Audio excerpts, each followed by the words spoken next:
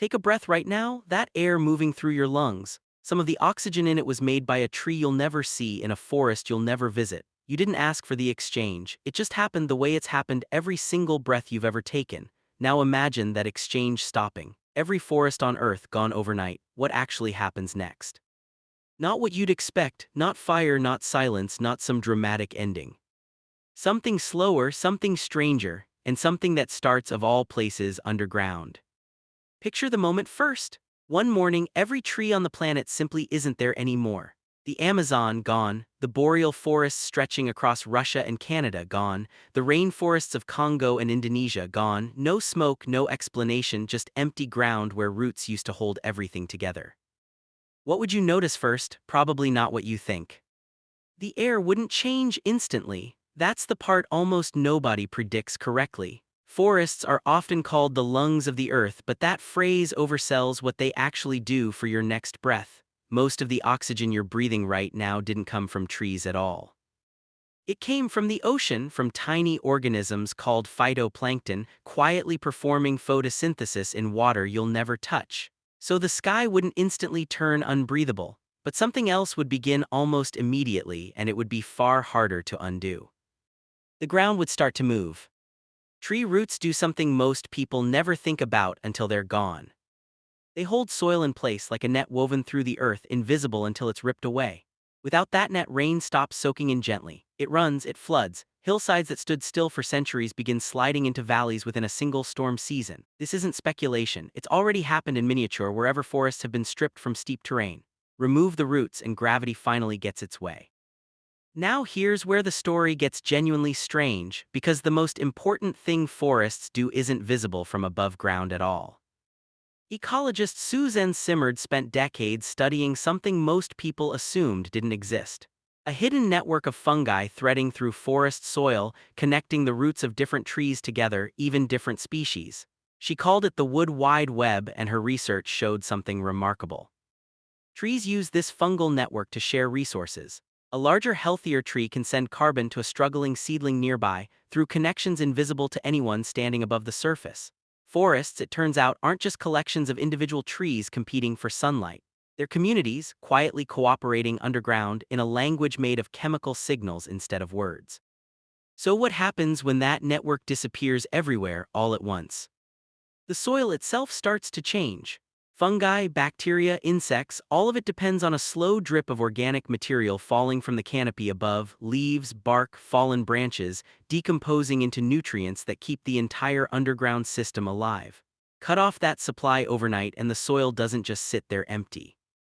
It starts dying too, layer by layer, faster than most people would guess. Within a few years, land that once supported thick, complex ecosystems would resemble something closer to a desert. Not because the desert arrived, because everything that was holding the desert back disappeared. Here's a question worth sitting with. If forests vanished everywhere at once, would the climate notice immediately, or would it take time to catch up? It would take time, but not much. Forests currently absorb roughly a quarter of the carbon dioxide humans release into the atmosphere every year. Remove that absorption entirely, and carbon starts accumulating faster, not because forests were creating some magical shield, but because they were quietly doing cleanup work nobody noticed until it stopped. Within a decade, temperature increases that were already underway would accelerate. Weather patterns that depend on forests releasing water vapor into the atmosphere, entire regional rainfall cycles would begin to shift. The Amazon alone generates so much of its own rainfall through this process that scientists have a name for it.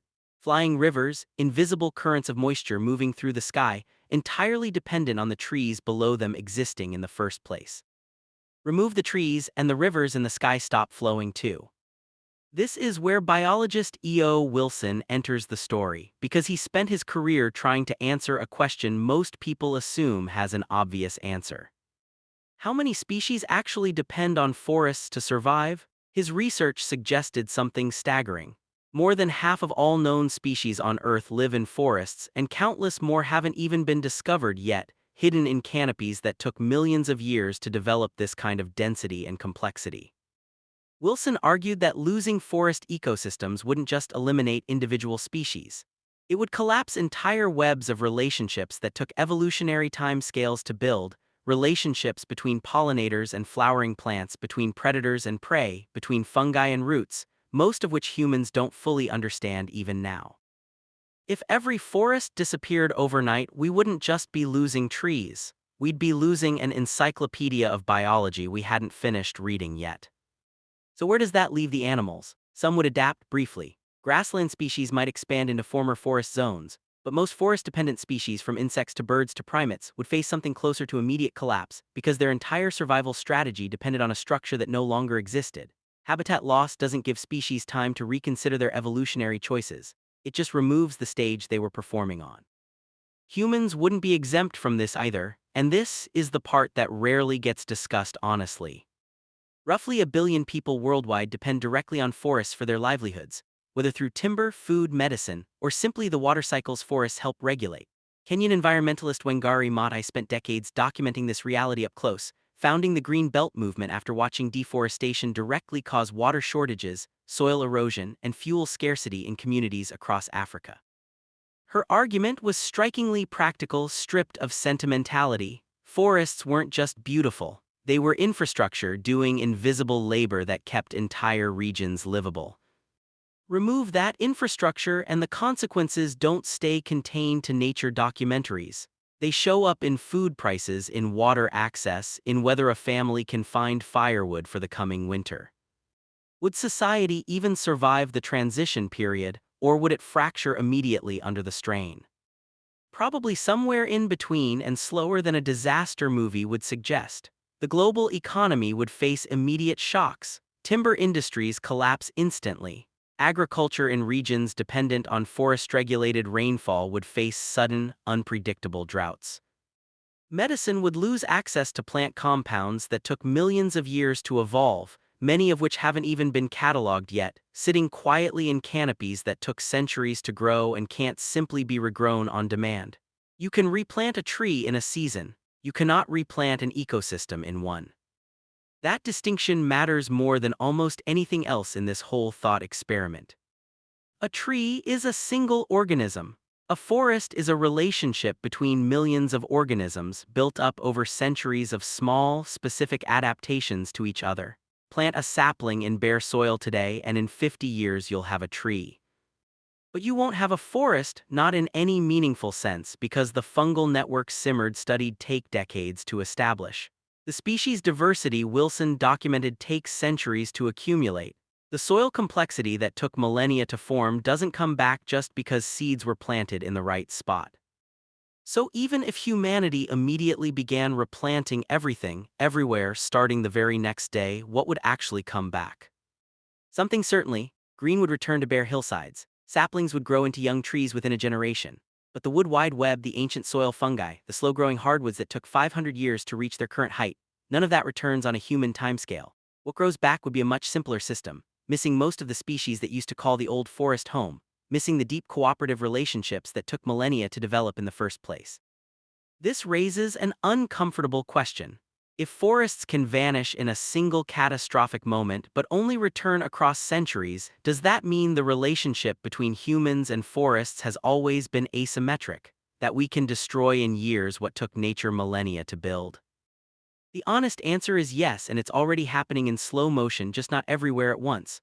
What this thought experiment does is compress a process that's currently unfolding gradually across decades into a single dramatic morning.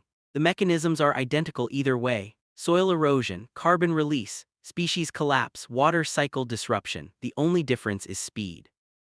Maybe that's the real value of imagining every forest disappearing overnight. Not because it's likely to happen that way, but because compressing a slow process into an instant makes visible what's usually too gradual to notice. You don't see a forest disappearing tree by tree over 40 years. You barely register it happening at all, the same way you don't notice a person aging day by day, only in photographs taken years apart. So here's the reframe worth sitting with. The scenario at the start of this video imagined every forest disappearing in a single morning, all at once, catastrophic and sudden, but that's not actually the danger. The real danger was never a single morning. It's every ordinary morning where nobody notices the ground getting a little quieter, a little emptier, a little less connected underneath the surface, Until one day, without any single dramatic moment to point to, the forest simply isn't what it used to be anymore.